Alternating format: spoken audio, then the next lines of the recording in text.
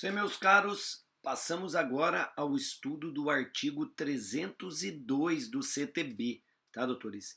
Eu recomendo muito, até para quem está acompanhando pela nossa apostila, que vocês deem uma olhada em toda aquela parte de considerações gerais do CTB, que trata dos aspectos criminais, né, e processuais.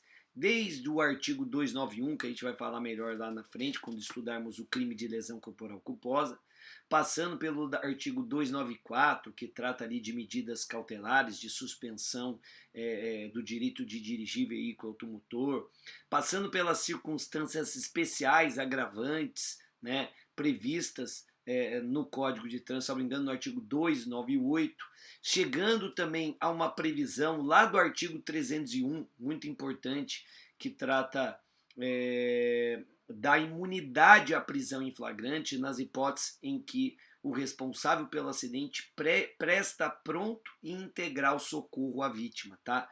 Muito importante essa previsão, né, no sentido de estimular, né, aqueles que se envolvem em acidente de trânsito a prestar socorro à vítima do acidente, seja de forma direta ou acionando aí os órgãos e autoridades competentes. Então, toda essa parte que antecede o artigo 302, que é o artigo que inaugura os crimes em espécie, toda essa parte é muito importante que vocês pelo menos leiam a lei, doutores, porque geralmente quando cai a lei seca, tá? Na apostila a gente colocou alguns artigos, a gente deu destaque a algumas previsões, mas eu reforço a necessidade de vocês para que vocês leiam a lei seca, tá bom? Então vamos ao artigo 302 do CTB, que trata do homicídio culposo na direção de veículo automotor.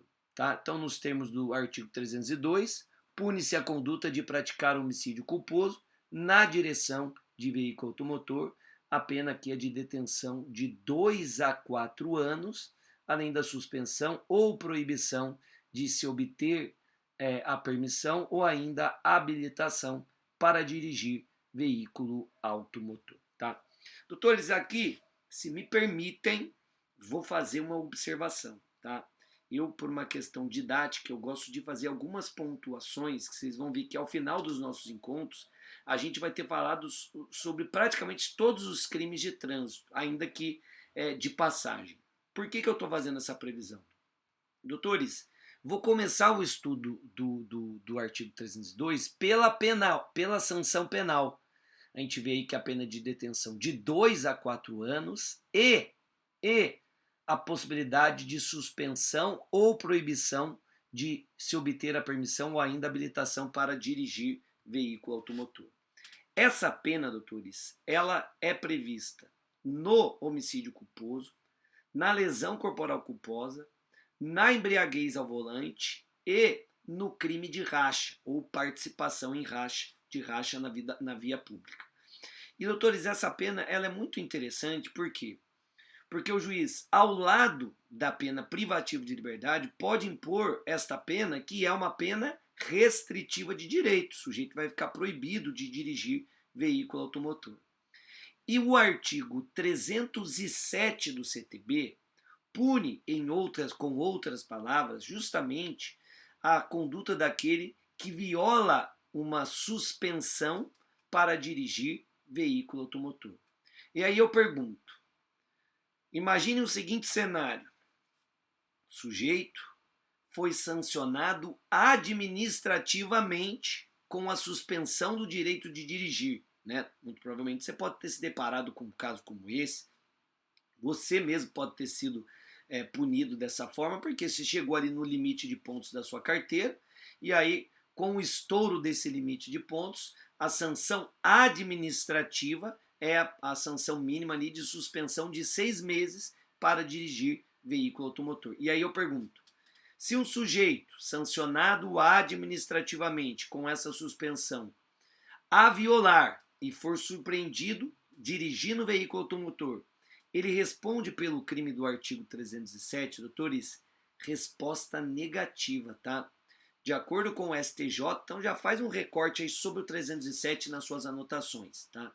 De acordo com o STJ, o crime do artigo 307 só se caracteriza se o sujeito for sancionado penalmente com a suspensão do direito de dirigir veículo automotor. Ou seja, só se ele for condenado pelos crimes do artigo 302, 303, 306 ou 308 e o juiz naturalmente impor essa sanção penal, é que eventual violação pode dar ensejo ao crime do artigo 307.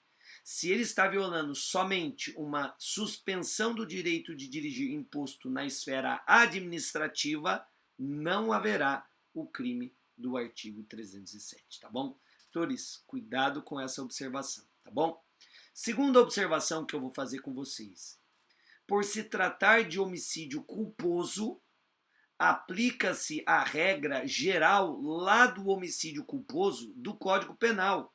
Ou seja, é possível que um sujeito condenado pelo crime de homicídio culposo na direção de veículo automotor seja beneficiado com o perdão judicial. Sanine, mas nós tínhamos, salvo engano, no artigo 299 ali, a previsão do perdão judicial para aquele que pratica um homicídio culposo e esse dispositivo foi vetado, justamente.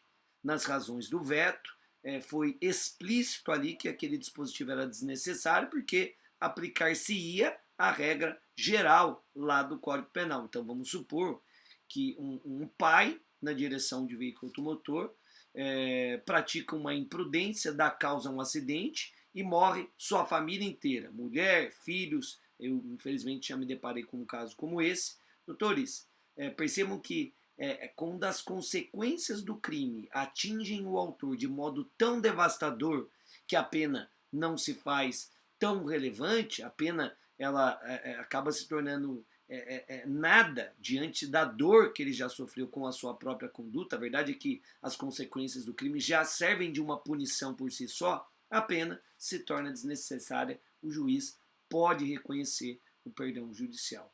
O caso de uma atriz global, por exemplo, que atropelou seu próprio filho, né? No caso, ela foi beneficiada com o perdão judicial. Então, é perfeitamente cabível o perdão judicial, que é uma causa extintiva da punibilidade, tá bom?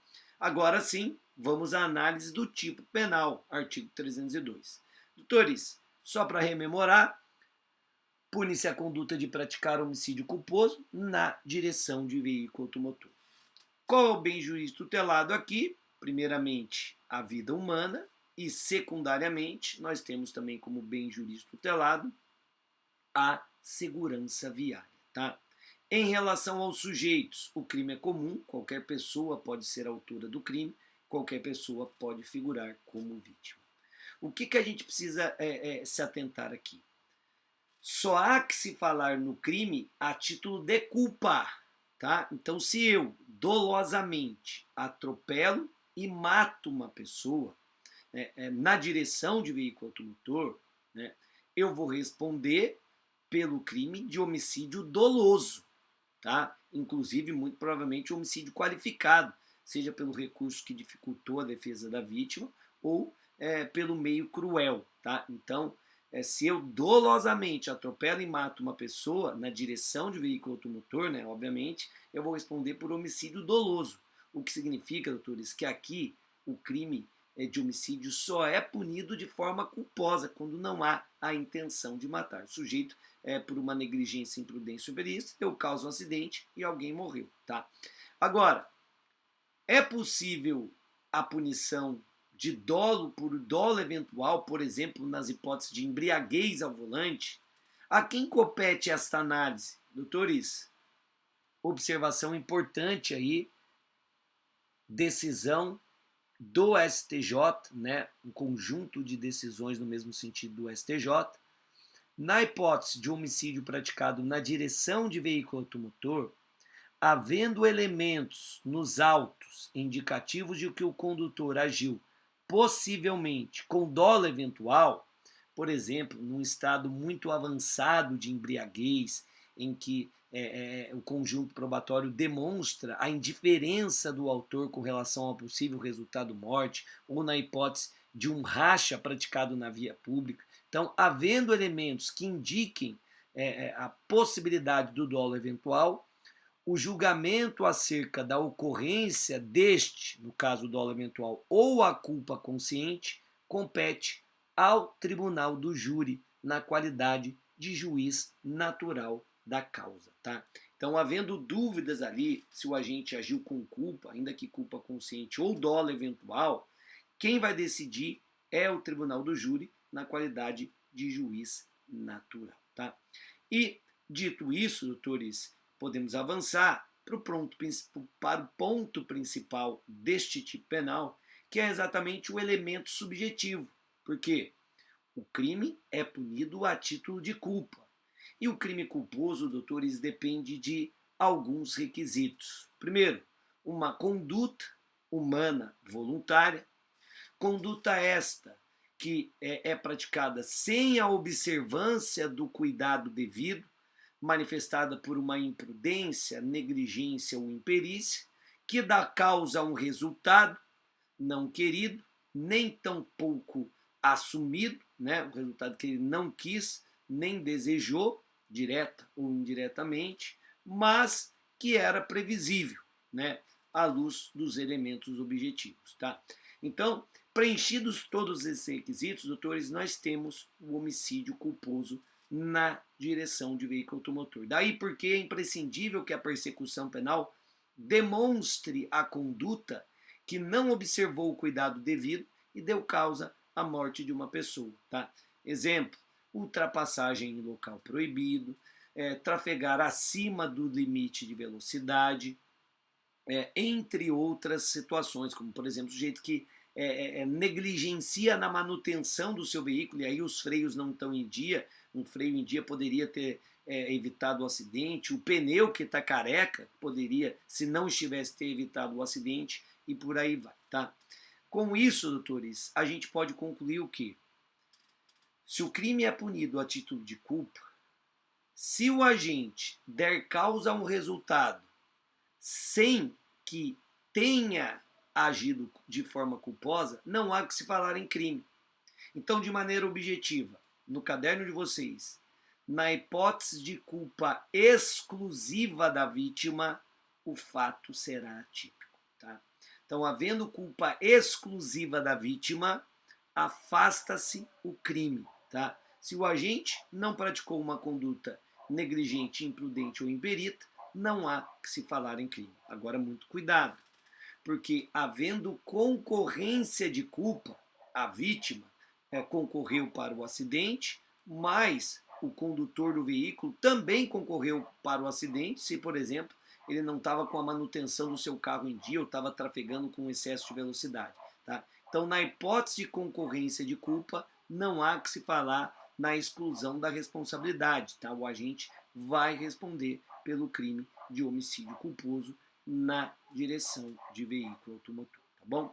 Em se tratando de crime culposo, doutores, não há que se falar na possibilidade de tentativa, tá? Então, o crime culposo não admite tentativa, tá? Muito importante a seguinte observação. Vejam, só vai haver o crime do artigo 302 se a conduta for praticada na direção de veículo automotor. Então, doutores, alguns exemplos. Imagine, o sujeito está na garupa de uma motocicleta e aí ele, de forma absolutamente imprudente, dá uma balançada para ver se o piloto é bom. Quero ver se é bom. Dou uma balançada. O piloto perde o controle e acaba dando causa a um acidente. Uma pessoa morre. A conduta que deu causa ao acidente foi praticada na direção de veículo automotor? Não. Logo, o agente vai responder pelo homicídio culposo lá do Código Penal e não do Código de Trânsito, tá? O sujeito estaciona o seu veículo, aciona o freio de mão, desliga. A hora que ele vai sair, ele abre a porta de forma imprudente. Vem o motociclista, leva a porta, cai, morre. A conduta que deu causa ao resultado foi praticada na direção de veículo automotor? Não. Logo, o agente vai responder por homicídio lá do Código Penal e não do Código de Trânsito. Lembrando que o homicídio do Código de Trânsito é punido de forma mais severa do que o homicídio culposo lá do Código Penal, porque o desvalor do resultado é o mesmo. Nos dois casos existe a morte, mas o desvalor da conduta é distinto, né? As condutas praticadas na direção de veículo automotor, elas têm um potencial ofensivo muito maior. Não por acaso, a maioria absoluta dos homicídios culposos são praticados na direção de veículo automotor. Tá? Para fechar esse bloco, questãozinha. O homicídio culposo precisa ser praticado em via pública? Doutores, resposta negativa. O crime de racha, por exemplo, tem esse elemento espacial, porque só vai haver o crime de racha, se a competição não autorizada, for praticada na via pública. O homicídio culposo não. Veja que o tipo penal não faz qualquer restrição. Daí porque, se o homicídio for praticado, por exemplo, em um estacionamento privado, em uma garagem, vai ainda assim caracterizar esta figura penal. Tá? Não vai haver a descaracterização para o homicídio lá do Código Penal. Tá bom? Fechamos mais um bloco, voltamos na sequência com mais.